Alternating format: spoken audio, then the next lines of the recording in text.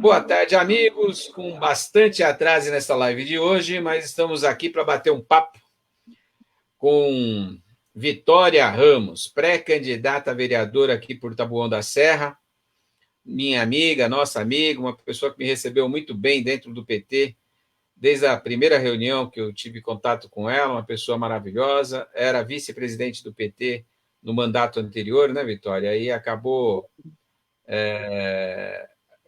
saindo da vice-presidência agora, mas continua na executiva, só mudou o cargo, agora é o caixa do PT. Olha que delícia, né? Vamos precisar muito de você esse ano, precisamos de muito dinheiro. Eu quero ver você fazer dinheiro, garotinha.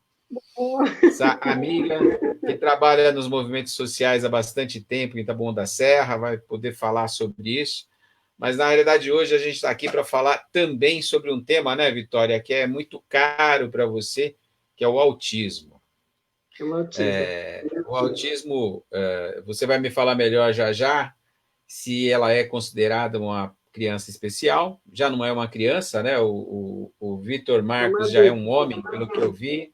22 anos. Então, você é uma mãe de um jovem autista com 22 anos, Vitor Marcos, que vai poder nos passar aí a sua experiência de vida ao lidar com uma criança autista. Né? Você tem mais filhos, Vitória? Eu acabei não te perguntando isso. Não, só ele. Ah, bacana. Bom, Vitória, como todos os dias eu começo fazendo uma introdução aqui, falando sobre como anda Taboão da Serra com a situação do Covid-19, e acabo falando do Brasil e do mundo, dos números, né, de como está, eu vou, para não perder a tradição, explicar aqui que hoje, infelizmente, nós atingimos 98 óbitos em Taboão da Serra. São 589 pessoas confirmadas com Covid-19 em Taboão da Serra.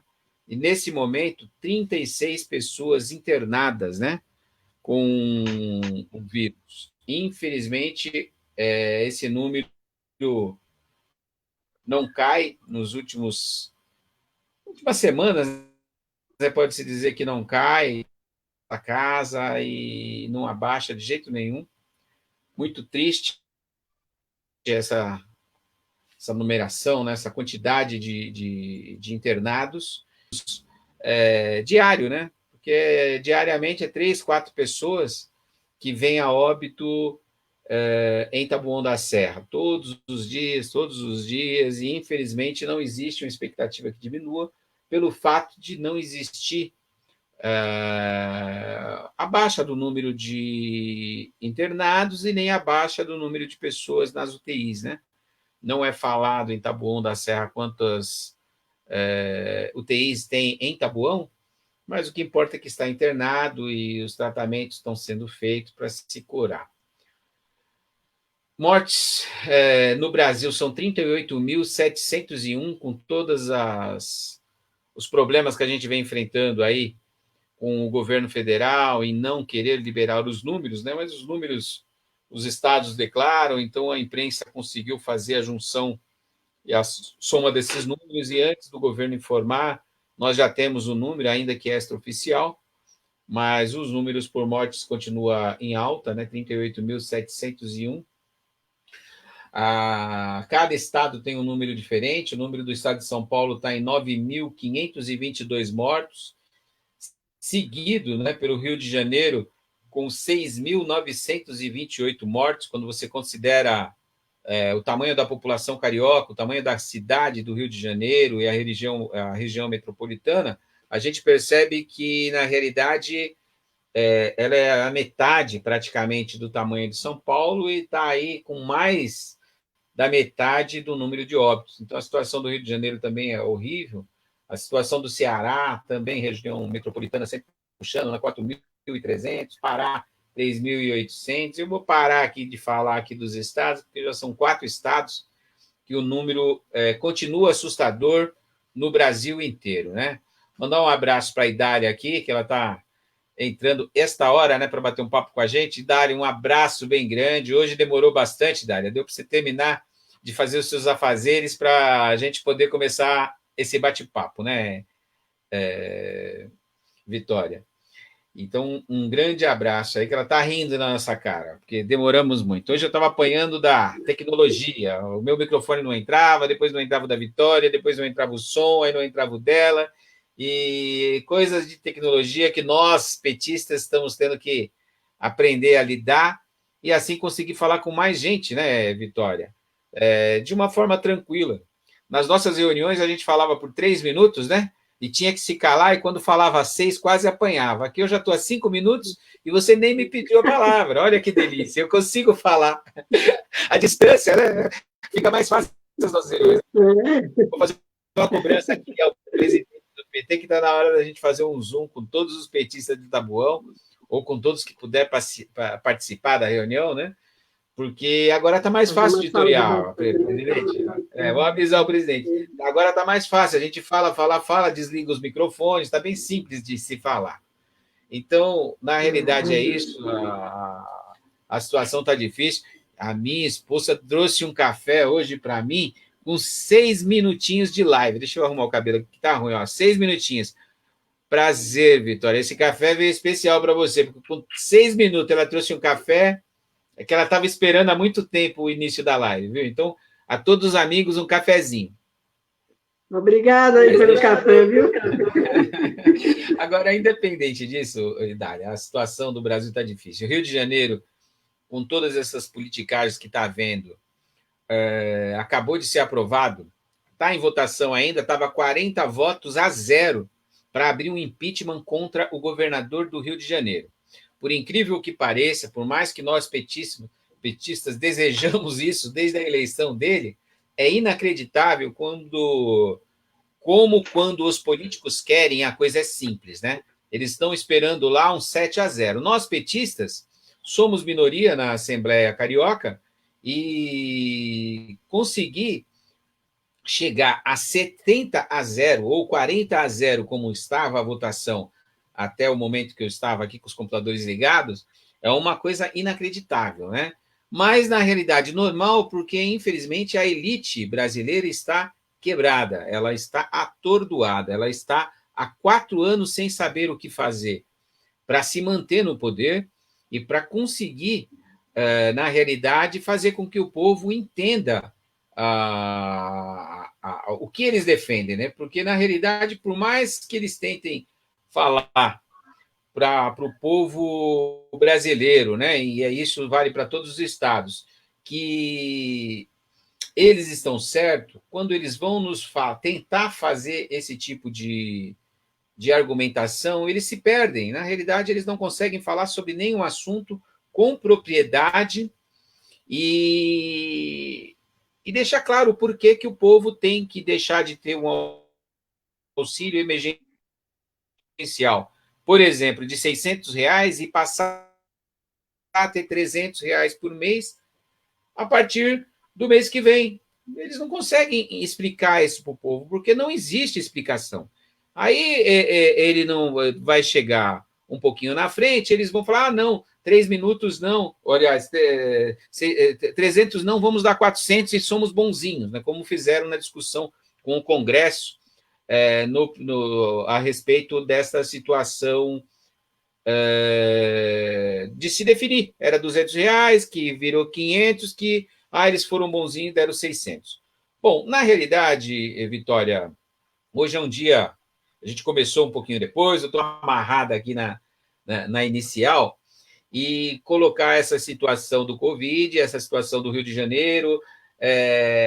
A gente vai falar também sobre Taboão, né? A votação da Taboão Prev que houve ontem à noite, mas eu vou te passar a palavra aí para você me falar um pouquinho sobre Covid. Me fala um pouquinho sobre isso, querido, sobre você, para quem não te conhece, que eu acredito que não aconteça, dentro do Taboão da Serra, todo mundo te conhece por causa dos movimentos sociais, mas se apresenta aí, porque acaba sendo um vídeo também de apresentação sua, para quem nos ouve aqui, que já passou bastante petista, vai passar mais petistas daqui até novembro, né? Nesse bate-papo, mas me fala um pouquinho de você aí, para que os meus ouvintes, para as pessoas que nos escutam agora e vai nos escutar aí nos próximos dias, te conheçam um pouquinho melhor. Então, boa tarde, Machado, boa tarde a quem está nos assistindo. Eu sou Vitória, né, militante do PT, militante na Moradia já estou militando aí há quase 10 anos, e no PT eu estou desde 2011, e assim, eu sempre me achei na esquerda, né? Quando eu fui votar a primeira vez para presidente, eu não entendia realmente o que era eleição, eu só sabia que eu tinha que ir lá votar e pronto. Mas eu sempre simpatizei com a esquerda, que foi na época do Lula e Collor. Então, minha família inteira votou no Collor e só eu votei no Lula, porque eu gostava do velho, era, sabe, assim, você tinha uma empatia, eu tinha uma empatia com ele. E aí o pessoal falava assim, mas você vai votar a primeira vez, vai votar errado, eu não, vou votar certo. E ali eu votei certo, porque o Collor foi eleito, mas foi um presidente igual que é o de hoje, né? Então, eu sempre me identifiquei com a esquerda. E o que eu queria colocar com relação ao Covid é que o pessoal ainda não, a ficha não caiu, que morre e não volta. O problema não é ficar doente, o problema é que fica doente e morre. O Covid, ele mata o jovem, ele mata a criança, ele mata o idoso, ele mata a meia-idade, ele mata todo mundo. Ele não mata só o idoso, que nem no começo falava, só os idosos vão morrer. Então, só os idosos vão morrer e ninguém está nem aí. Ele mata também a juventude, mata a criança. E o povo ainda não conseguiu se conscientizar disso e ainda estão pagando para ver. Então, eu peço assim, para a população em geral, de todo o Brasil e de todo quem assistir essa live, gente, vamos ter mais amor à nossa vida, porque o presidente, ele não tem amor nem à vida dele, porque se ele tivesse amor à vida dele, ele não fazia o que ele faz. Ir para o meio de uma população sem máscara, juntar aquele monte de gente ali para transmitir o vírus para outras pessoas. Então, ele não tem amor à vida dele. Então, nós temos que nos amar e amar quem a gente proteger a nós e proteger a quem a gente ama.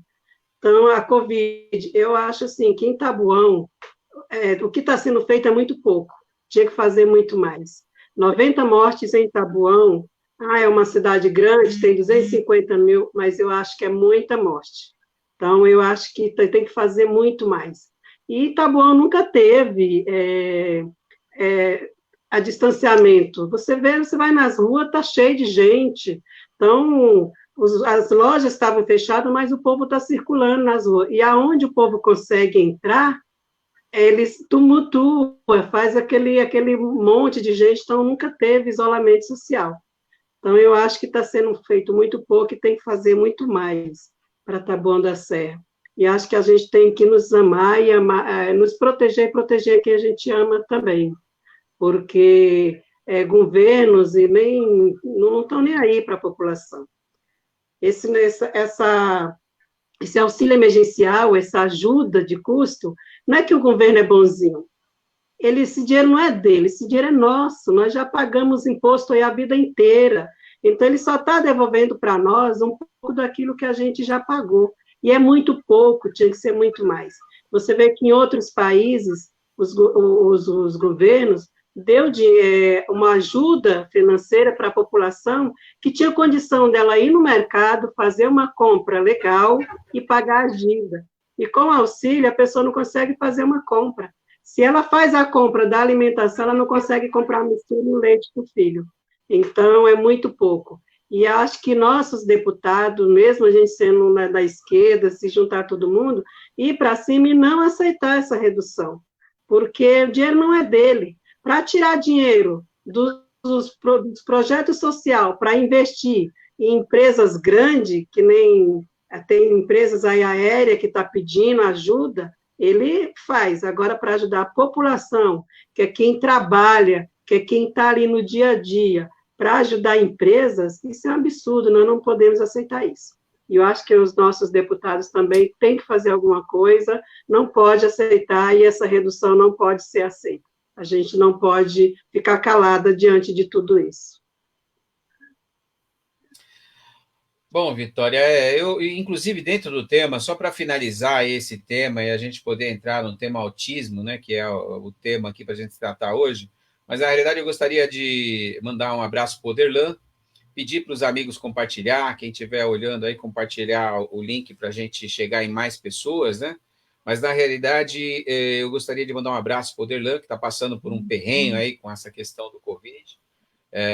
Ele está se tratando em casa, né? Então, não sei, hoje eu não consegui falar com ele, não tenho notícia se ele está melhor ou está pior, mas a gente espera que o remédio comece a fazer efeito e ele melhore, né? Cada dia esteja melhor, para na semana que vem conseguir voltar a fazer o programa com a gente, tocar a vida dele normal, porque ele tem comércio, ele é diretor de escola, ele é professor, tem os seus compromissos, né? E, infelizmente, nesse momento difícil, está precisando se afastar do nosso dia a dia, né? Aqui com a live, como eu falei, na escola e no seu comércio, né?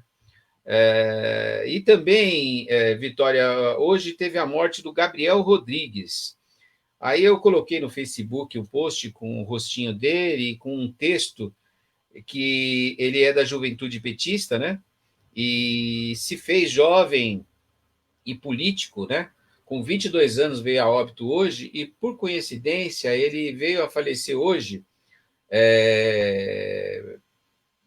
praticamente na véspera aí de completar 20 anos. Ele tem 19 anos e agora em outubro, dia 27 de outubro, ele faria 20, né? Ele tem 19, é exatamente a idade do meu filho. Meu filho nasceu dia 31 de outubro de 2000, ele nasceu dia 27 de outubro de 2000.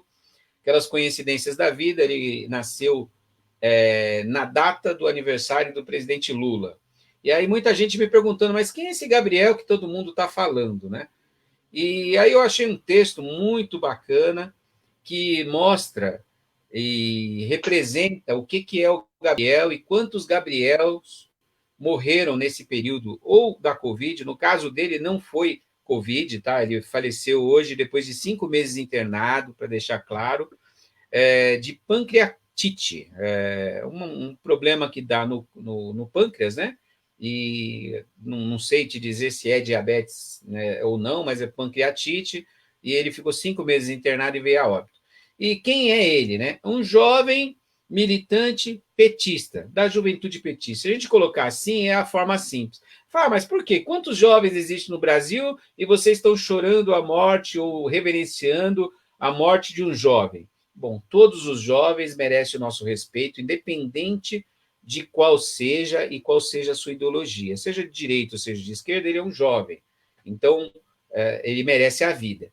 Mas esse jovem, ele fez história dentro do PT, porque muito jovem, ele se fez exemplo dentro do PT. Ele se mostrou uma pessoa que queria aprender, que queria conhecer e que queria viver a vida diferente da família dele. Então, eu coloquei um texto aqui no meu Facebook, e se você me permitir, eu vou ler, porque você tem um jovem de 22 anos dentro da sua casa, e eu tenho um jovem aqui com 19 anos dentro da minha casa, barbeiro, olha que bonitinho, barbeiro, faz minha barba, faz meu cabelo, já há 2 anos, já está indo para o terceiro ano que ele está trabalhando como barbeiro, mas é 19 anos, está sofrendo as consequências agora, né, do Covid-19 e não poder trabalhar. E eu fiquei muito tocado ao ler a história desse jovem de 19 anos que passou 5 meses internados, morre num momento desse, sem poder receber o calor dos amigos que se fariam presentes no seu enterro. E, infelizmente, hoje, embora ele não tenha Covid, ele está sendo enterrado, não sei se foi enterrado hoje ou vai ser enterrado amanhã, porque ele morreu hoje, mas que, infelizmente, essa doença vai fazer com que a gente não consiga prestar homenagens a ele. Então, eu vou ler esse texto até para que mais pessoas entendam quem é Gabriel Monteiro e por que os petistas do Brasil inteiro hoje estão reverenciando ele. Não é pelo fato dele ser um jovem que deu um abraço no Lula. Eu escutei isso de um direitista aí, amigo. É só mais um petista que por ter dado um abraço no Lula e morreu, vocês ficam falando bem dele. Não, ele é um jovem de periferia que, ao acordar para o mundo e se ver vitimizado pelo mundo, ele não se fez vítima, ele foi para a batalha, ele foi se informar, ele foi querer estudar, ele foi querer ser uma pessoa diferente do que os próprios irmãos dele davam exemplo para ele que não deveria ser. E aí eu vou ler aqui rapidamente, é só para a gente prestar essa homenagem, ficar registrado aqui, para os nossos amigos, né, que depois vê a live, entender quem é Gabriel Monteiro, porque, infelizmente, há pessoas que não conhecem, mesmo sendo petista, ninguém tem obrigação de conhecer um jovem de 20 anos, 19 anos, de Carapicuíba, né? Mas eles não conseguem entender como um jovem, as pessoas de direita não conseguem entender como um jovem desse vira uma bandeira para a gente, vira um herói para a gente, vira um exemplo de um jovem que está tentando aprender com o mundo e aprender com os movimentos sociais, né, porque ele vem daí, Carapicuíba, e com os estudantes, e foi na Assembleia Legislativa, e na Assembleia Legislativa ele se fez presente, ele foi combatido pelos policiais, ele combateu os policiais, mas não é por isso que ele é exemplo para a gente. Ele é exemplo porque ele é um exemplo de vida. Como a gente está falando de jovens, eu vou ler aqui. O que o Brasil fez por Gabriel e o que Gabriel fez pelo Brasil. Primeiro, se liga que esse menino não vai permanecer anônimo, nem vai virar apenas estatística. Esse parça de respeito era a figura de respeito sofrido dos ossos e na carne, de uma trajetória que encarava o desprezo do Estado brasileiro pelos trabalhadores, especialmente os negros periféricos. Hoje, esse tema tão querido, né, que é o negro periférico. Em Vila Lourdes, Carapicuíba, Dona Ana, mulher guerreira, sofreu para criar os 8 filhos, em parte fez isso sozinha, depois que o marido foi embora. Ele perdeu o filho mais velho, o Edu, quando o Gabriel tinha 10 anos de idade. O rapaz ia trampar, ganhar o pão, quando houve uma confusão por causa do atraso de trens na linha 8 da CPTM. No empurra-empurra, ele caiu na linha e foi atropelado pela composição que chegava. Pelo que se sabe, até hoje não indenizaram a família pela morte desse trabalhador e um arrimo do clã. Outro dos irmãos passou um tempo encarcerado, acusado de auxiliar de tráfico de drogas. Uma sina de muitos jovens na periferia. Moleque ainda, Gabriel ajudava a sustentar a casa. Nos trens, vendia amendoim, bala e chiclete. Quase todos os dias era perseguido pelos seguranças. Chorava quando perdia a mercadoria e lhe tornavam os trocados ganhos no comércio informal. Foi essa vida ruim e infame que o Brasil deu a Gabriel e a sua família. E ele devolveu como? Desde criança era inquieto, interessado nas coisas dos adultos, e passou a ler qualquer texto de política que lhe caía nas mãos. Logo estava participando de comícios. Se não sabia, perguntava, tipo, o que é constitucional? Ou de onde vem a palavra impeachment? E no cotidiano de lutas foi se educando como cidadão e ação política. Gabriel não parava nunca e abraçava todas as causas populares. Estava com os corintianos, os sem-tetos, os sem-terra, especialmente os estudantes. Para trabalhar, teve que atrasar os estudos até que nossa companheira Tereza, que foi professora na escola Sócrates Monteiro, o reencaminhou para os bancos escolares. Por vezes, seguindo a lição de Paulo Freire, Gabriel era tão professor quanto aluno, amante das trocas permanentes de aprendizado. Gabriel deu generosamente ao Brasil uma luta justa contra os ladrões da merenda. Ele foi o expoente daquela quebra de braço na Assembleia Legislativa do Parlamento Paulista, onde todos os crimes eram escondidos e engavetados pela base do governo estadual. Em um dia de vergonha para a PM paulista, os fardados lhe deram 3 murros na barriga, um golpe nas costas, 2 tapas na cara. Uma gravata quase o matou. Por pouco, não virou o nosso George Floyd. Mas tudo isso adiantou, sim. Gabriel deu visibilidade à demanda dos estudantes. Nenhum deputado muteteiro foi efetivamente punido, mas em ação direta, corajosa, marcou-lhe irremediavelmente a reputação. Hoje a gente sabe quem são os ladrões de merenda, e o Gabriel ajudou com sua coragem a engajar muitos estudantes que hoje ocupam as ruas, nas ruas, na luta contra o fascismo.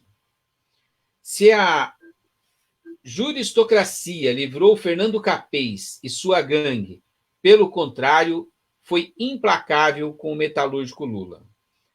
O Gabriel nunca se conformou com os absurdos do processo fraudulento liderado pelo ex-juiz Sérgio Moro.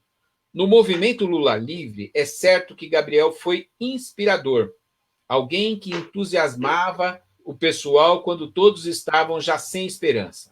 Talvez o Barba hoje esteja livre porque o pequeno gigante Gabriel manteve essa luta em movimento.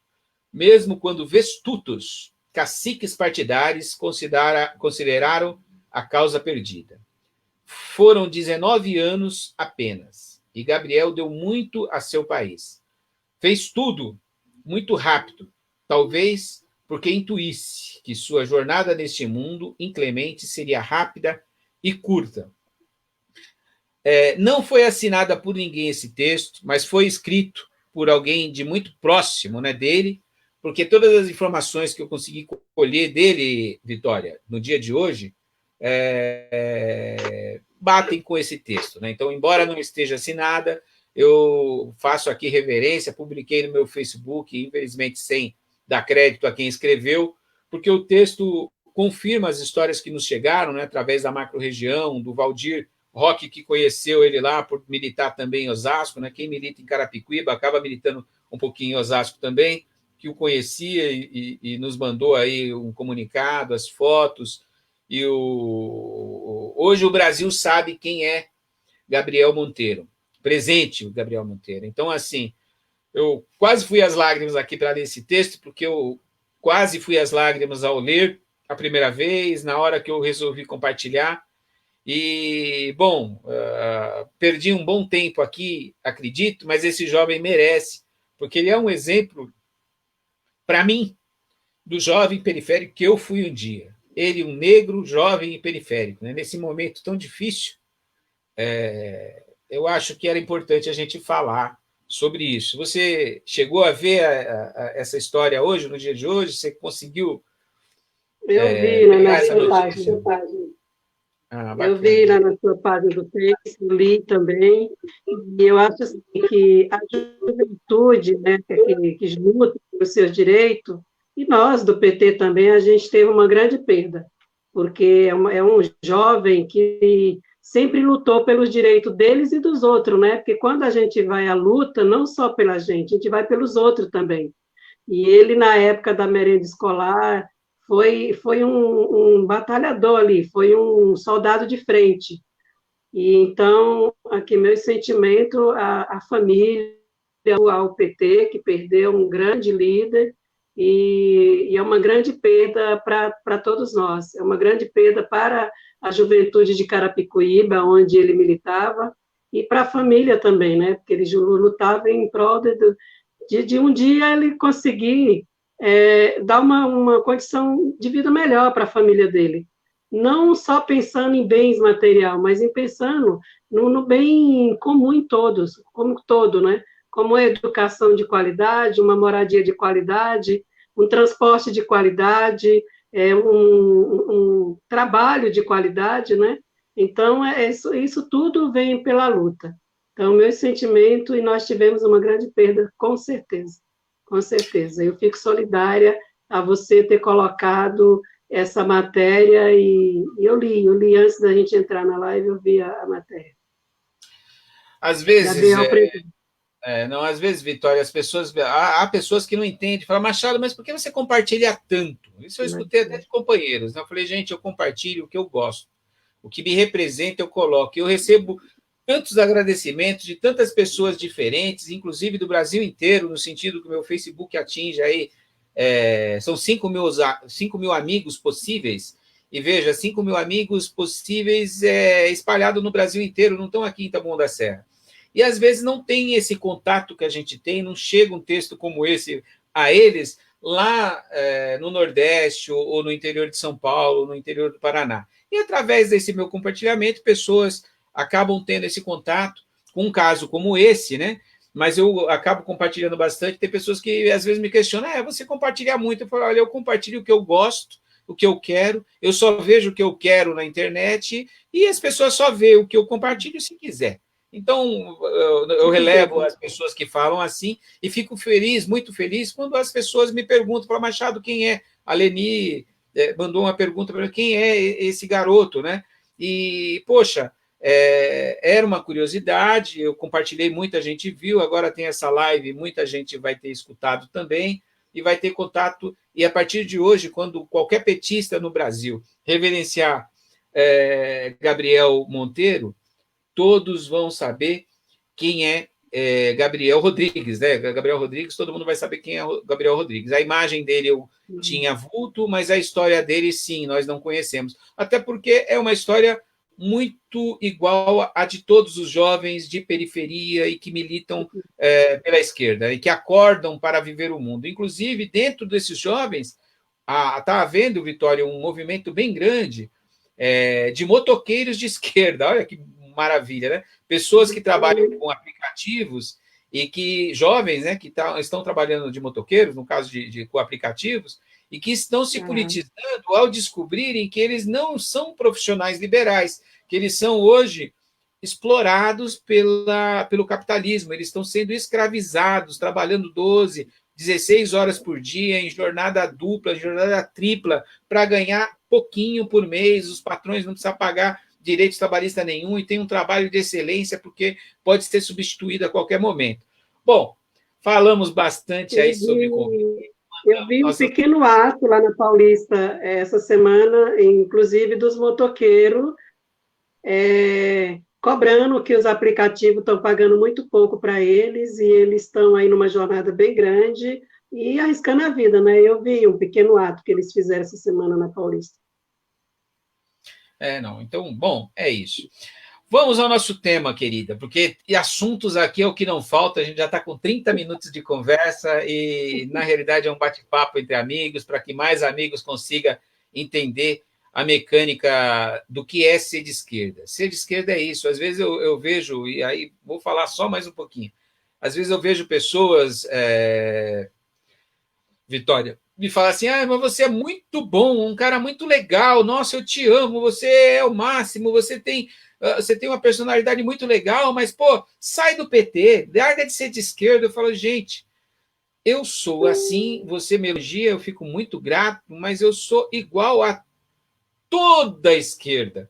E, infelizmente, do lado de vocês aí, eu vejo um monte de gente igual a vocês, que, infelizmente, não tem esse nosso lado aqui, pessoas que estão com bandeiras totalmente defensáveis, né? Então, quando a gente fala assim, com o coração aberto, sobre temas como o autismo, quando você vai lidar com as pessoas que estão lidando, com os médicos que estão trabalhando nessa área, quando você vai lidar com as instituições que trabalham com autismo e com todas as crianças especiais.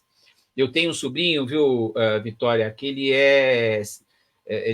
tem 46 anos agora, se eu não me engano, entre 44 e 46, eu posso estar enganado na idade dele agora, é Madison. Meu sobrinho, ele é síndrome de Down, então eu sei o que é ter um sobrinho, mas ele foi, durante muito tempo na minha vida, desde a minha infância, praticamente um irmão, porque ele foi criado no mesmo quintal. E por ser síndrome de Down, ele era uma criança especial, tinha todos os problemas que todo mundo conhece com mais regularidade, né? Quem tem o síndrome de Down, existe uma quantidade maior de crianças com síndrome de Down. Então, eu tive isso dentro da minha casa, me criei como ele é um sobrinho, mas pela diferença de idade ser pequena, era como se fosse um irmão mais novo, e foi muito maravilhoso tê-lo dentro de casa. Então, tem essa experiência aí de tê-lo como praticamente um irmão, porque estava muito próximo. O que é ser mãe de um autista? Explica para a gente, porque muitos não sabem, imagina que é uma criança especial, mas não sabe o que é ser. Me fala um pouquinho primeiro do que é ser mãe de uma criança que hoje já é um jovem, então você passou por toda essa idade, um bebê síndrome de Down, uma criança síndrome de Down, um jovem com síndrome de Down, e hoje você tem um jovem, sim, mas praticamente um adulto já com síndrome. Me fala o que é ser mãe de um jovem síndrome de Down. Que tem, né? Então, o meu filho, ele tem 22 anos, chama Victor Marcos.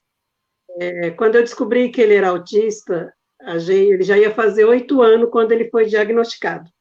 Mas, aos 3, 4 anos, a gente já começa a sentir uma diferença de uma criança que não tem a síndrome do autismo, né? Que não tem o aspecto do autismo. E ser mãe de uma criança e um jovem autista, a gente praticamente, eu falo que nós somos especial também. Eu falo que todas as mães de pessoas especiais, a gente passa a ser especial. Porque a gente tem que aprender com eles a como lidar com eles. A gente não sabe de nada. Não tem um manual certo para falar, você vai fazer isso, isso e isso. Porque cada autista, ele é único. Todos têm a síndrome, mas cada um, eles têm sua maneira de mostrar. Ele tem o seu comportamento nunca é igual ao do outro. Alguma coisa é parecida, mas sempre tem uma característica ali que diferencia. E ali é onde a gente, mães, nós como mãe individual, temos que aprender. Então, se aprende a lidar com o autista da hora que você descobre até a final da vida, porque tem sempre uma coisa diferente. Então, assim, eu nunca reclamei, desde quando o Vitor foi diagnosticado, né, que deu o diagnóstico na época, por ele já saber a ler e escrever, que ele aprendeu a ler e escrever com 3 anos e meio de idade, ele já lia e escrevia. Então, eles consideravam o Asperger, né? Depois até tiraram esse nome, Asperger, e classificaram todos como autistas, mas tinha ali na época deu uma diferença. A criança que conseguia se socializar melhor, e ela conseguia ser mais independente, era considerada, e aprender a ler e escrever, era considerado Asperger. O que não conseguia ler, escrever, nem falava, que tem um autista verbal e o não verbal que não fala. Então, era autista. Mas depois, com os estudos aí dos especialistas, eles classificaram que todos são autistas, independente do grau, né? São 3 graus. É o grau, tem o médio, tem o leve, o médio e o grau mais alto. O mais alto é quando realmente ele não consegue desenvolver nada, é totalmente dependente. O leve é o que o meu filho, que está no grau do meu filho. Ele é totalmente dependente, ele se cuida sozinho, ele toma banho, ele come sozinho, ele fala, ele conversa, ele sabe ler e escrever, ele mexe com o computador, mas ele tem uma dificuldade, que já é, tipo, trabalhar, formar uma família. Então, ele já precisa de um suporte caso venha acontecer isso, né? Então, eu falo assim, ser mãe de uma criança, uma adulta especial, nós passa a ser especial também. Não é fácil. Não é fácil. Quando você descobre que seu filho é especial e que aquilo não tem cura e que você vai conviver com aquilo pro resto da vida e que pode ser que ele tenha, porque até o tratamento é difícil, não é fácil. E que ele pode vir a ter uma melhora ou não, você entra em choque. Muitas mães, às vezes, nem aceitam o diagnóstico e ela se isola com o próprio filho. E o recado que eu mando para as mães hoje, quando você descobrir que seu filho é especial, aceita de imediato. Aceita e procura abrir as portas que você puder para ajudar ele, porque você, além de ajudar ele, você está se ajudando também. Porque aí a gente passa a entender qual é o nosso papel de mãe e o que a gente tem que fazer para o nosso filho. Onde a gente vai poder ajudar ele a se desenvolver e aprender e ser independente.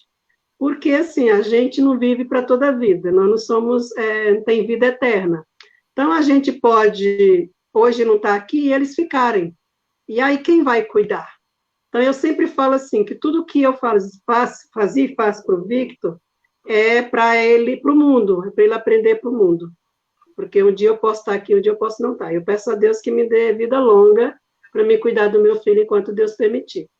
Mas eu acho que a gente é especial. Então, assim, quando eu descobri, eu nunca perguntei por que meu filho. Eu nunca me fiz essa pergunta, por que ele? Porque meu único filho, eu só tenho ele, por quê? Eu, no primeiro momento, também, a gente não quer aceitar. Quando eu soube, não foi nem a psiquiatra que me deu esse laudo, foi a psicóloga, porque ele começou a dar muito trabalho na escola.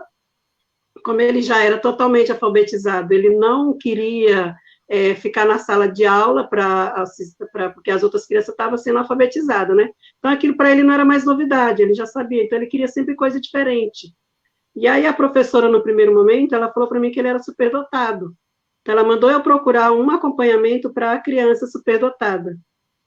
Mas só que há 16 anos, 17 anos atrás, era muito caro. Então, não tinha a possibilidade. Hoje é difícil, não é fácil, mas não tinha as portas abertas que tem hoje. Então, para mim conseguir um acompanhamento para ele, para uma criança superdotada, era só no particular, na rede pública não tinha, e era caro, eu não tinha condição de pagar. Mas, mesmo assim, eu fui atrás de um psicólogo na rede pública. Deixa eu só te fazer uma pergunta que o Maurício colocou aqui, ó, e ele encaixa aí nesse momento. As escolas Amor Perfeito acabaram? Na realidade, você já está colocando que não existia nada que atendesse. Essa escola Amor Perfeito, por acaso, ela atendia crianças especiais? Porque eu lembro que há bastante tempo existe a ADT em Taboão, que trabalha com crianças especiais, não autismo, porque o autismo é bem específico, né? Não tem a mesma necessidade geral de crianças especiais. Mas essa escola Amor Perfeito, ela ainda existe? Você sabe me dizer? E aí você continua falando aí sobre como foi esse início de jornada em escolas, porque ficou claro aí que você é uma mãe conhecedora. Ela ainda existe, mas eu nunca optei por colocar meu filho numa escola especial. Até porque, como ele sabia ler e escrever, e ele falava, ele era verbal, e todos os médicos que eu passava, os médicos pediam que eu colocasse ele numa escola convencional, porque era melhor para ele. Porque numa escola especial, não é assim, ali ele tem o aprendizado vai de acordo à capacidade dos outros, né? Mesmo que ele consiga, mesmo que o autista, a pessoa especial, consiga se desenvolver mais, mas de qualquer maneira ela fica parada ali, porque vai de acordo com o desenvolvimento de toda a sala. E aí eu nunca optei por uma escola especial, eu sempre quis a convencional. Eu tive muita dificuldade para ele ir para a escola convencional. Eu tive que brigar com escola, com diretora de escola, discussão feia, tive que ir na Secretaria de Ensino, Secretaria de Educação, eu fui na promotoria, atrás do direito dele, porque ele foi muito, eu não falo preconceito, eu falo discriminação, né? Ele foi muito discriminado. Então, assim, quando eu descobri que aí ele tinha 4 anos, quando a escola pediu para fazer esse teste de QI, né? E aí eu, na rede particular, eu não tinha condição de pagar, que na época era R$ 250, era cruzeiro ainda, não, era real já. Era R$ 250, então para mim era caro, eu ganhava muito pouco. Então não tinha condição. Eu fui atrás da rede pública, e era muito difícil você conseguir uma psicóloga na rede pública naquela época. Eu fui nesse posto aqui, onde hoje é o UPA, era o posto de saúde Jardim Helena, eu fui um mês, quase todo dia, eu fui durante um mês tentar uma vaga. E sempre quando chegava perto da minha vez, não tinha mais vaga, volta amanhã, e aí eu fui na Secretaria da Saúde, e, na verdade, nem foi na Secretaria da Saúde. Eu fui conversar com uma pessoa no SEMUR, que na época era o prefeito, que hoje era o prefeito da cidade, e eu fui conversar com uma pessoa lá no SEMUR para pedir que essa pessoa arrumasse uma vaga para mim. porque eu queria uma vaga e não estava conseguindo. E aí, através dessa pessoa, ela me deu um cartãozinho e me encaminhou para a Secretaria de Ensino. E lá na secretaria eu consegui a vaga, me mandaram para o posto com uma cartinha, pedindo que a diretora do posto me conseguisse a vaga com a psicóloga para o meu filho fazer acompanhamento, para realmente a gente saber descobrir o que, que ele era, o que, que ele tinha. E a diretora, quando ela leu, do posto, quando ela leu a carta, ela olhou para mim e falou assim, eu vou ver se tem vaga. E aí eu falei para ela, você não vai ver, você vai encaixar. Aí não está pedindo para você ver nessa carta, está pedindo para você encaixar. Então, ali eu tive uma discussão também, porque eu sou briguenta. E aí consegui a vaga. Consegui a vaga. E a gente começou um acompanhamento com ele. Um ano depois que a gente estava fazendo esse acompanhamento, a psicóloga falou para mim que o problema dele não era QI, que ele era autista. Eu nunca tinha ouvido falar em autista, Machado. Eu não sabia o que significava. E aí eu perguntei para ela aonde ela ouviu falar isso. Ela disse que ela foi ver na internet, nos livros, né? Na verdade, não era muito internet, era revista mesmo, livro. E ela estudando, ela viu que as características do Vitor era igual a um autista. E aí ela me encaminhou para uma psiquiatra no posto, para a psiquiatra me fazer um laudo. A psiquiatra, ela foi estupidamente grossa, mal educada, eu acho que ela tinha até problema acho que ela que precisava de um acompanhamento. Nesse dia que eu passei com ela, meu filho já tinha 6 anos, e ela gritou com ele na sala dela, né, porque ele quis pegar num enfeite da mesa dela lá, e ela gritou com ele, e eu gritei com ela também, falei para ela ser mais educada, que aquilo não era papel de uma médica, então ela não gritasse com meu filho, porque ela não tinha esse direito, e eu não aceitava. E aí eu saí da sala dela, e ela falou que não me passa confiança. Falei para ela e saí da sala dela e não deu o remédio que ela indicou. E aí eu procurei uma outra opinião de um outro profissional. E como eu trabalhava em Pinheiros, nos postos de saúde de lá eu tinha carteirinha, eu podia passar. E aí eu agendei com uma outra profissional no posto de saúde de Pinheiros, e passei com ela, o Vitor, e ela falou para mim que o Vitor não tinha problema nenhum, que o problema do Vitor tinha sido eu e o pai que tinha estragado a criança, que o que ele precisava era de uma boa palmada. Para você ver como o assunto não era muito comum na sociedade médica, porque uma psiquiatra que não entendia do assunto, ela veio falar isso para mim, é porque ela realmente não sabia. Eu nem critico ela, porque eu acho que ela não sabia e ela não procurou estudar, né? Existe o despreparo. E aí eu falei para ela, existe, E aí ela perguntou aonde eu tinha ouvido falar. Eu falei para ela que a psicóloga tinha falado para mim, isso, tal. Ela falou que não, que eu tinha estragado o meu filho, que ele precisava de uma boa palmada. E aí, assim, a gente vai muito pela cabeça de médico. Hoje eu já não vou tanto, não. Hoje eu já faço mais o que eu vejo que é coerente. Então, naquela época, eu comecei a querer mudar um pouquinho o comportamento do tratamento com meu filho em casa. E depois eu fui entender que naquele meu comportamento, eu era mais, sabe assim, ele falava as coisas, eu não. Eu era mais rígida no não. E aquilo não estava me ajudando em nada. Então, eu comecei a entender que não era aquela maneira não era certa. Mas aí voltei com a psicóloga, que me deu esse laudo, né? Porque ela não pode passar um laudo, que ela não é médica, psicóloga, mas ela só me orientou.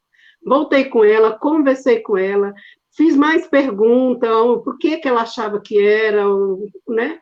E aí ela foi me explicando mais coisas. E nessa época ele estava no primeiro ano na escola convencional, ele já tinha saído do pré, já estava na escola que era Cecília Meirelles. E por ele não se adaptar muito à escola, ele não queria ficar na sala de aula, dava muito trabalho, eu e o pai tinha que ficar todo dia na sala de aula com ele. Então, a gente fazia plantão lá dentro da sala com ele, porque a diretora não aceitava ele sozinho, eles também não tinham preparo para lidar com ele. E eu não conhecia nenhuma outra criança que fosse autista nessa escola. E aí, eu conversando com as professoras dele, né, e aí elas a primeira professora também já era uma senhora de idade, ela não tinha muita experiência, então, assim, ela não ajudou muito na sala de aula. No ano seguinte, a escola falou que nós não tínhamos que ir mais para a sala de aula. A escola tinha que se adaptar a ele. E aí eu fui conversar com a diretora, ela não quis aceitar.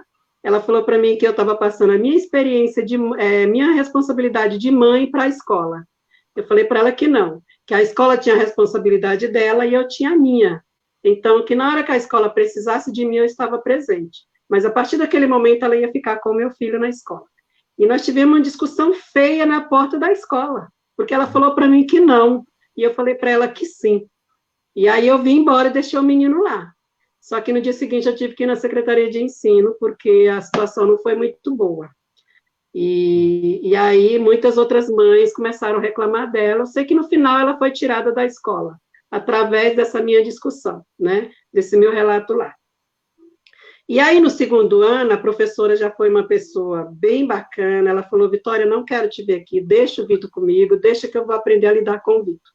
No terceiro ano, a professora já era melhor ainda. Então, ela pesquisou muita coisa, ela imprimia muita coisa na escola referente ao autismo e dava para mim ler, para mim procurar entender o que era. Porque eu não tinha computador, eu não tinha internet em casa, então eu era totalmente leiga.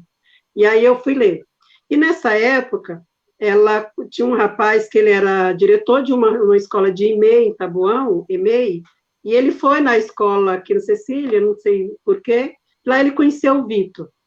E ele fazia Olha, só para entender, qual era a idade dele nesse momento? Era 8 anos. 8 anos, tá. Já estava com 8 anos e a gente não tinha diagnóstico. E aí essa pessoa conheceu o Vitor e ele fazia um curso de uma terapia ocupacional numa clínica chamada GA em Moema, São Paulo. Essa clínica, esse estudo veio da França, e a dona dessa clínica era francesa e ela implantou aqui no Brasil. Só que era muito caro, muito caro.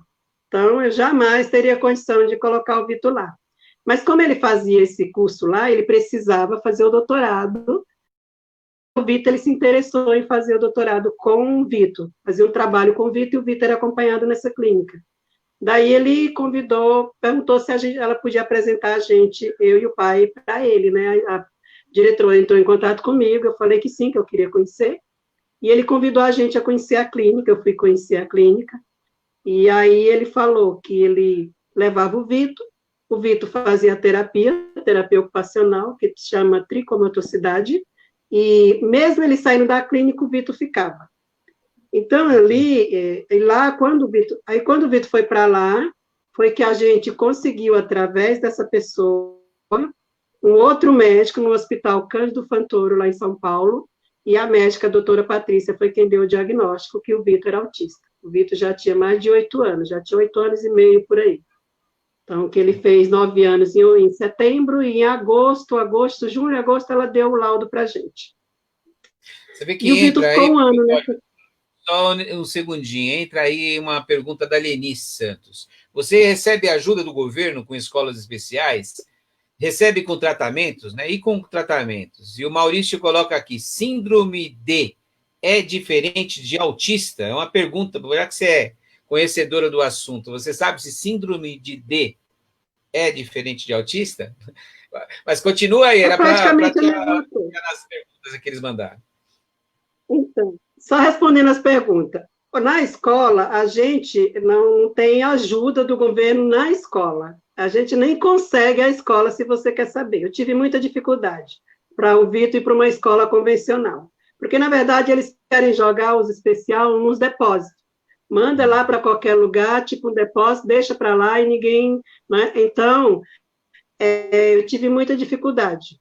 Quando o Vitor ele saiu do Cecília Meirelles, que ele foi para o primeiro ano do ensino fundamental, eu optei para colocar ele na escola Mignone, porque sempre falavam para mim que era a melhor escola de Taboão, por ser uma escola fechada, que era uma escola muito boa, e aí eu optei para colocar ele nessa escola. Na época, quando eu fui fazer a matrícula dele, a Secretaria de Ensino me encaminhou uma outra escola. E essa outra escola eu já conhecia o histórico. ela ficava aberta, as crianças saíam a hora que queriam, eu não podia deixar meu filho numa escola dessa, então eu não quis. E aí, quando eu fui para fazer a matrícula dele no Mignone, tinha uma diretora, que eu não me recordo o nome dela aqui agora e no momento, e também não vou falar o nome, ela rejeitou meu filho. Ela simplesmente, ela falou assim, mas nós não temos vaga. Falei, tem, que se me mandaram para cá é porque tem vaga sim. Ela falou, mas ofereceram outra escola para o seu filho, por que você não levou seu filho para lá? Eu falei, você, quando você tinha seus filhos na idade de escola, você colocava ele aonde? Onde eu queria. Eu falei, então é a mesma coisa, eu quero ele aqui, ele vai ficar aqui. Só que aí, Maurício, Machado, foi a pior coisa que eu fiz, foi colocar o Vitor naquela escola. Porque, assim, o tratamento lá foi horrível. Eles simplesmente não ligavam para o menino. Ele ficava jogado. E ele era tão ruim que ele não se adaptou à escola e ele chorava para não ir naquela escola. Ele ficou só o primeiro semestre. No segundo semestre eu não levei mais. E aí, quando foi no ano seguinte, aí ele perdeu o ano, né? No ano seguinte, eu fui de novo na Secretaria de Ensino, atrás de escola para ele. E aí ficaram me jogando, e aí eu falei que eu ia na promotoria. E eu fui na promotoria. Eu fui na promotoria, e a promotoria me mandou uma carta para eles, um ofício, que eles tinham que me ceder a vaga aonde eu queria. E aí eu fiquei sem saber que escola eu queria, porque a escola que eu tinha referência não era aquilo, então eu fiquei meio perdida. Mas aí me mandaram ele para o Vandic. Então, assim, o Vandic foi a melhor escola que o Vitor estudou, porque ele foi muito bem aceito pela direção da escola. A direção da escola abraçou, assim, ele com tudo, coração, braços e perna, com tudo. Então, ele foi muito bem acolhido. Os alunos da escola acolheram ele, tanto que tinha uma turminha do fundão, ele fazia parte daquela turminha do fundão. Então, foi a melhor escola que o Vitor ficou. Mas, assim, eu tive muita briga. O governo do Estado, por eu ser uma escola estadual, o governo do Estado dá transporte para pessoas com deficiência. Mas eles só dão para pessoas com deficiência visual. No caso do Vitor, não queriam dar. Só que o Vitor não anda sozinho, eu tenho que levar, tenho que ir buscar. Então, no dia que eu não podia levar, não podia ir buscar, ele faltava. E aí eu fui atrás de um transporte escolar. Outra briga, porque a pessoa que trabalha com nessa área lá na secretaria, ela não quis nem me atender. Ela simplesmente mandou um recado, eu fiquei embaixo, né? Era no andar de cima, que ela estava em uma reunião que não podia atender aquela hora. E eu perguntei quanto tempo durava essa reunião, falou que meia hora. Eu fiquei 1 hora sentada na Secretaria de Ensino do Estado, em Taboão da Serra, esperando essa pessoa me atender, e ela não me atendeu. E aí eu deixei uns recadinhos desaforados para ela e falei que eu estava indo na promotoria, que de lá ela ia receber uma mensagem. Quando eu saí de lá, que eu cheguei na pracinha de Taboão, meu telefone tocou. Era ela me chamando para me voltar lá. Porque como eu falei que eu estava indo pegar o ônibus na promotoria, ela recuou. E aí cedeu o transporte para o Vitor. Então, os 3 anos do ensino, fundamento do ensino médio, que já era do ensino médio que ele estava, na rede estadual, ele foi bem assistido. Teve festa de formatura e tudo. Mas, assim, é uma luta muito grande, e eu sempre falo para as mães, as pessoas que me perguntam, como que eu consegui? Gente, tem que ir à luta, você não pode baixar a cabeça no primeiro não, no segundo, no terceiro e nem no quarto. Quando eles falam não para você, você fala sim, porque o governo, eles não estão nem aí. Tem uma lei, né, que está na lei do Estatuto da Criança e Adolescente, que todas as crianças elas têm direito à educação, saúde, transporte, né, pelo governo, Estado, federal, municipal. Só que essa lei é só no papel. Na realidade, quando você vai atrás desses direitos, você não consegue. Você sempre tem uma dificuldade. Vitória, é que as minorias são escanteadas, né? Então, as minorias fica muito fácil de você calar, porque são poucos. Quando você soma dentro de Taboão da Serra, as poucas mães que existem, elas são poucas, mas tem as mães de filhos com síndrome de Down, tem as mães com os filhos autistas, tem as mães com os filhos com déficit educacional. Infelizmente, o serviço público ele é feito por pessoas. Você citou uma escola, você citou uma diretora que te atendeu muito mal e uma diretora que te atendeu muito bem. Professores que te atenderam muito bem e professores que atenderam muito mal. A gente sempre vai cobrar dos chefes, né? Quer dizer, a Secretaria de Ensino, a Delegacia de Ensino, a Secretaria Estadual de Ensino, e depois você vai chegar no governador ou no prefeito. Cada um na sua escala. Sempre, sempre, sempre, infelizmente, aquele profissional da ponta que te atende, ele pode até errar, mas o sistema tem um responsável, né? Infelizmente, todas as minorias passam por esse mesmo funil de aperto e de desrespeito, né? Quando você coloca isso, ou no caso, a sua história mostra que todas as mães acabam sofrendo se ela tiver um filho especial, se ela tiver um filho fora da regra do que a sociedade tem como normal. Só que nós somos uma sociedade ocidental, capitalista, no século XXI. Nós não estamos lá no meio da Amazônia, numa tribo indígena, né, onde a criança que nasce especial, o índio ensina, em algumas tribos, né, que deve se largar a sua própria sorte, aquele bebê ali, para que morra, porque ele não vai servir para poder ter uma vida produtiva. Isso é indígena que vive numa sociedade de 2.000 anos atrás. Nós estamos no século XXI, contados dia a dia. Né? Teríamos que ter governos que trabalhasse para que as minorias tivessem os seus direitos assistidos. Mas, infelizmente, esse seu depoimento é só mais um exemplo, graças a Deus, vitorioso, porque do que a gente conhece do seu filho, teve uma mãe guerreira que pôde fazer o que conseguiu, né, para que ele tivesse. Mas, infelizmente, a gente viu... Eu estou com 50 anos, em 1989 eu tinha 19 anos, eu vi a Erundina assinar uma lei, como prefeita de São Paulo, onde ela permitia que as crianças especiais pudessem frequentar crianças especiais e crianças, na época, que era a moda, crianças com AIDS, que era, na época, criança que tivesse AIDS não era para frequentar escolas, né? nem particular e nem as públicas. E aí ela entrou e fez uma lei dizendo, não, as crianças com AIDS têm que ser acolhidas em escolas municipais. E isso deu um rebu, foi falado muito, porque era uma criança dentro de uma minoria, né? O que aquela criança tem que ela não pode frequentar uma escola? E aí a lei veio que era para as escolas municipais acolher. A lei era para que as escolas também particulares acolhessem. Mas elas não quiseram. Quer dizer, essa discussão eu estou colocando como de 1989, nós estamos em 2020. São praticamente 30 anos, e infelizmente você viveu essa situação agora, 10 anos atrás, né? Quando ele está com 22 agora, tira 12, 12 anos atrás. Eu te falei algo que é uma lei criada lá pela Erundina em 1989, 30 anos atrás.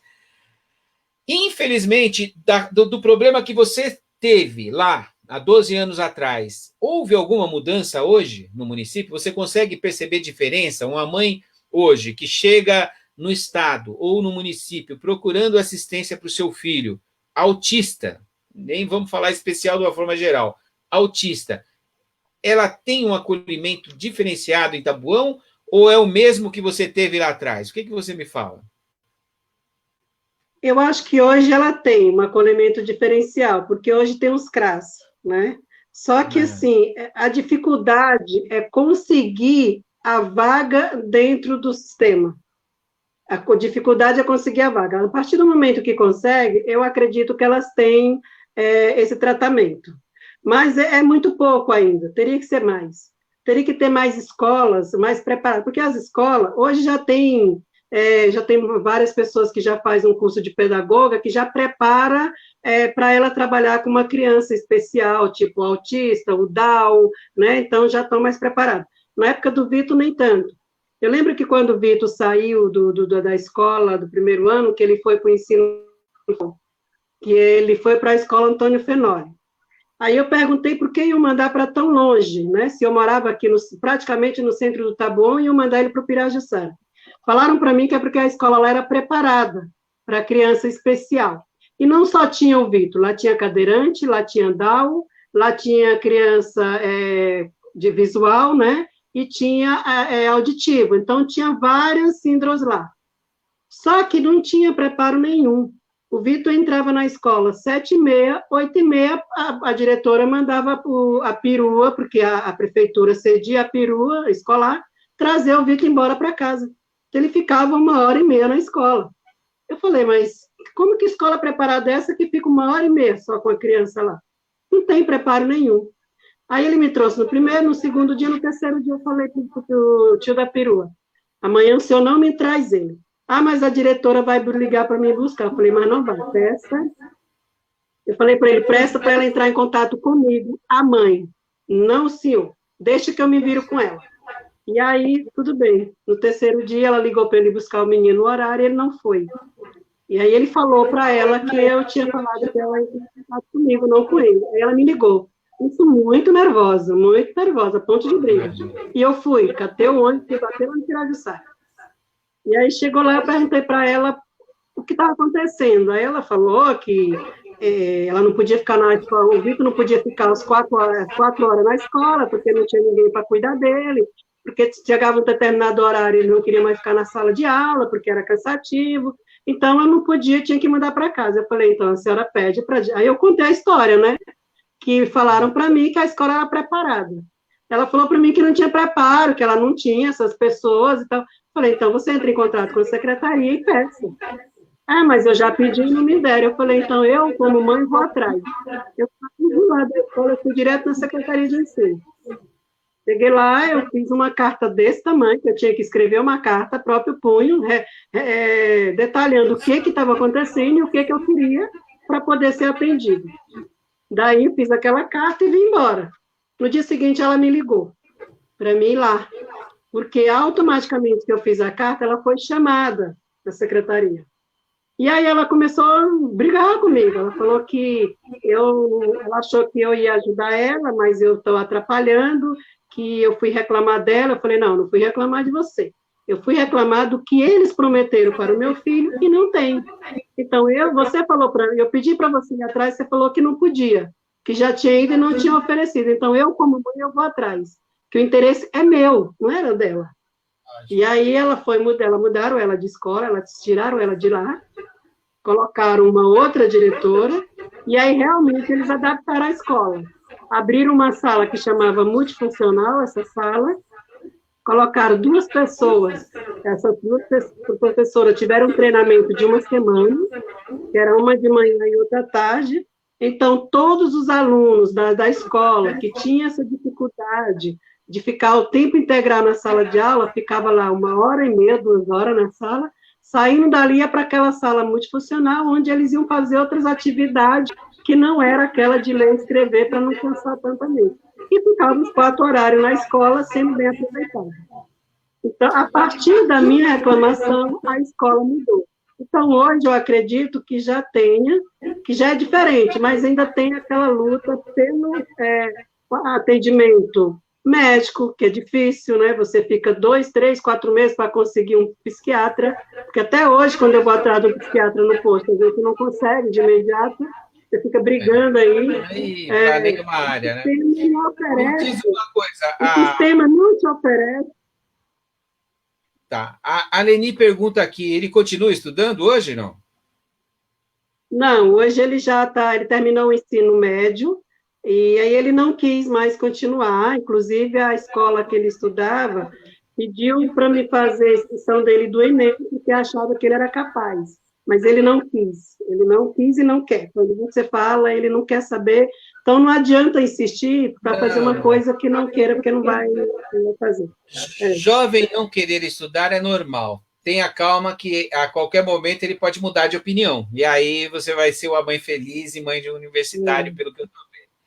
Ô, Vitória, já estamos a 1h10 nesse bate-papo, começamos atrasados, já vai dar 19 horas, por incrível que pareça, né? 18h51, mas me diz uma coisa, ficou alguma coisa que você gostaria de falar a respeito? O que você diria para as mães, aí, para a gente finalizar, de autista, né?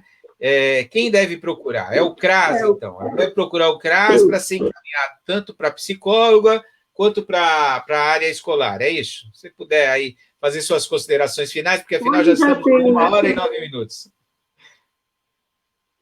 Hoje já tem uma lei que ela já obriga o sistema que quando os pais têm um filho que com 18 meses, a própria pediatra, ela já consegue identificar uma diferença ali na criança e encaminhar ele para um especialista, né? Geralmente, com 18 meses é difícil, eles nunca dão o diagnóstico, eles vão dar com 2 anos e meio a 3 anos. Mas nessa idade a criança ainda passa com a pediatra, e a pediatra já consegue identificar a diferença, ela já encaminha para um especialista, que seria um psiquiatra, e aí tem um acompanhamento. Então, hoje já é bem mais fácil. Como as mães já têm esse acompanhamento de pediatra desde quando a criança nasce, ela já está ali no sistema, então ela já consegue. Mas eu participo de vários grupos que chama Pro Autista. E lá nos grupos tem muitas mães ainda que elas têm dificuldade de conseguir um laudo para o filho, elas estão meio perdidas, sem saber aonde vai, o que procurar. O que eu falo para elas? Procure o pediatra, passa para o pediatra a sua dificuldade, o que você sente de dificuldade no seu filho, para o pediatra te encaminhar para o especialista, é o melhor caminho. Quando já é grande, né, e que ela vem perceber essa diferença nele, já uma pessoa maior, é um psiquiatra mesmo, mas hoje já estão diagnosticando já com um tempo bem mais menor, porque na idade do Vitor, as pediatras não entendiam nada disso. Quando eu falava para ela que ele estava demorando muito para interagir com outras crianças, ela falava que era normal. Eu falava, doutora, mas ele não conversa muito, eu vejo criança na idade dele, fala que só... Não, mas é normal. Então, tudo era normal. E hoje já não é. Então, como os médicos já estão... assim, o tema autista é tão... já está sendo tão debatido que os médicos já têm mais conhecimento. Então, logo nos primeiros meses, nos primeiros anos, eles já indicam. O que eu falo para as mães é assim...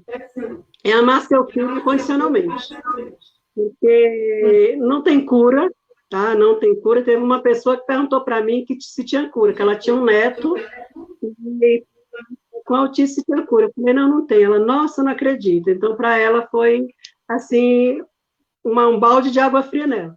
Eu falei, não tem cura, tem muito amor. Se você der muito amor e atenção para o seu filho, para a pessoa que está do lado com uma síndrome, independente de ser autista, qualquer outra síndrome, eles vão se achar na sociedade. Porque a sociedade, ela discrimina. Ela fala, a gente aceita, tem inclusão social, mas discrimina. Todo lugar que você vai, o povo olha de pescoço torto, de olho puxado, a pessoa fica... Tudo que faz, que eles têm uns movimentos, têm uma característica deles, que é diferente para os outros, né? Mas a pessoa já te olha meio assustado. Eu já perguntei dentro do ônibus para um casal se estava incomodando, porque a pessoa ficava olhando demais. Eu falei, está incomodando? Né? Meu marido fala, você vai começar a brigar? Eu falo, não, eu só quero saber se está incomodando. Então, tem pais que quando o filho chega perto de uma pessoa especial, o pai puxa, não deixa. Então, eu falo, gente, se você estiver no local, tiver uma criança especial, você está com seu filho, deixa o seu filho se aproximar. Porque seu filho, ele não vai fazer nada de mal com seu filho. Ele simplesmente vai se achar na sociedade do jeito dele, na maneira dele, ele vai conseguir achar um espaço para ele na sociedade. Porque a sociedade é a interação dele com a sociedade deles é o que vai fazer eles a se desenvolver. Porque não tem remédio. Tem uns que tomam remédio para se acalmar, porque eles vêm com uma outra intelectualidade, né? Vêm com uma outra síndrome junto, aí precisa tomar um remédio, mas não por causa do autismo, por causa da outra síndrome. O Vitor realmente nunca tomou remédio, nunca precisou. E ele é super calmo, é tranquilo, é bem assim, uma pessoa bem amada. Então, o que eu falo para as pessoas, amem muito, tenha paciência, conversa. Eles não gostam que quebra a rotina, a gente tem sempre que estar mudando para acostumar, porque se você deixa só naquela rotina, depois você vai querer tentar mudar, não consegue. Então, o que eu falo para os pais que estão aí começando, quem já está com filho adulto já aprendeu, porque você aprende no dia a dia com eles. Agora, quem está aí descobrindo agora, procure acompanhamento, não se isole com seu filho, procure tratamento, procure uma terapia, porque você vai abrir muitas portas, tanto para você que é pai, como para a criança, para o adulto. É isso que eu falo para eles hoje. Bacana. Vitória, muito obrigado pela participação. São 1h15 de bate-papo aqui, não só sobre autismo, mas essa sua experiência com autismo é muito enriquecedora. Você já foi uma mãe que não entendia, então esse áudio vai estar aqui no Facebook para sempre. Eu coloco sempre no meu YouTube, baixo depois o vídeo para o YouTube e qualquer mãe vai poder procurar depois. Digitando lá o tema autismo, vai acabar caindo no nosso vídeo, onde vai ter o depoimento de uma mãe que tem uma luta e continua na luta, e com todo esse carinho, e mostrando, né, que também tenho certeza, é uma das suas bandeiras aí, como candidata a vereadora, é a criança especial, é a atenção a esses pais de crianças que se tornam adultos especiais, e que, com certeza, virando uma vereadora em Taboão da Serra, vai conseguir ajudar para que o atendimento do servidor, que aí a gente falou de uma forma geral, né, seja municipal, seja estadual, tenha uma qualidade e uma atenção diferenciada. Então, com certeza, foi um aprendizado para bastante gente, para mim mesmo e para todos os nossos amigos aí que hoje conseguiram ver, que vão nos ver aí nos próximos dias, né? Muito obrigado pela estada aqui hoje. E dizer que o Geru colocou que o Oderlan está um pouco melhor, então ótimo, um abraço, Geru. E ele perguntou se o cafezinho estava bom, sempre maravilhoso. Infelizmente, era o meu cafezinho, ela esquentou e me trouxe, mas tudo bem, está ótimo, estou feliz. Um abraço bem grande para você, Vitória. Fica no ar aí que a gente bate um papinho antes de finalizar.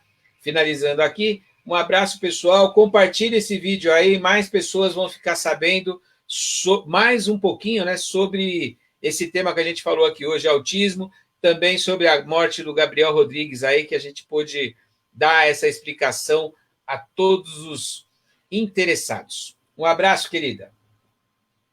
Obrigada a você, obrigada a todos que assistiram. Que bom que o Oderlan está melhor.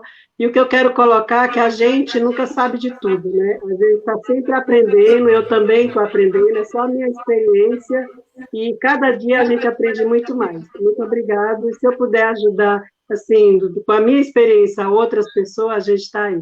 E se um dia estiver lá no governo, com certeza a luta para esse lado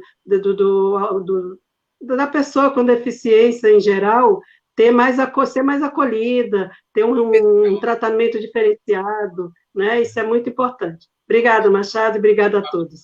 Uma boa noite. Até mais.